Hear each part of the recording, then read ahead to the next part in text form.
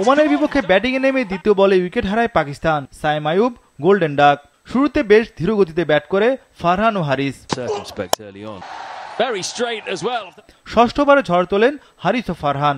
এতে 6 ওভার শেষে পাকিস্তান তোলে 1 উইকেটে 47 রান। ফারহানের চেয়েও আগ্রাসী মেজাজি ছিলেন হারিস। মোহাম্মদ হারিস 32 বলে 50 তোলেন।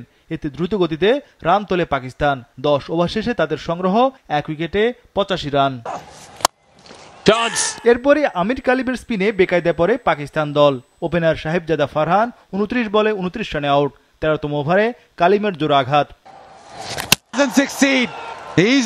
মোহাম্মদ হারিস 43 বলে 66 রানে আউট। সালমান আগা গোল্ডেন ডাক। 4 ওভারে 31 রানে 3 উইকেট শিকার কালিমের। হাসান নওয়াজও দ্রুত ফিরে যান।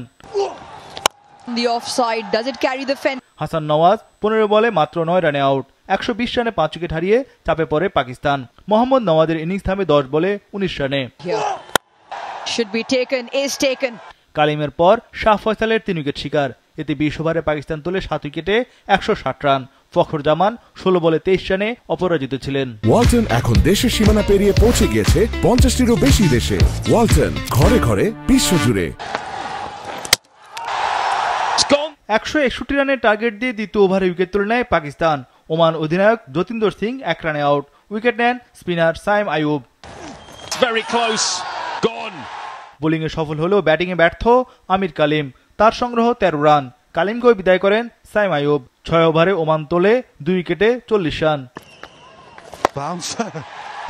চায়নাম্যান সুফিয়ান মুকিম প্রথম ওভারেই সফল। নাদিম 7 বলে 3 রানে আউট। পরের ওভারে নওয়াজের স্পিনে সুফিয়ান মেহমুদও সাজঘরে ফেরেন। সুফিয়ান মেহমুদ 5 বলে 1 রান করেন। 42 রানে 4 উইকেট হারিয়ে বিপর্যয়ে পড়ে ওমান। পাকিস্তানের স্পিন আক্রমণে ওমান বেসামাল। 9ম ওভারে তাদের জোড়া উইকেট পতন।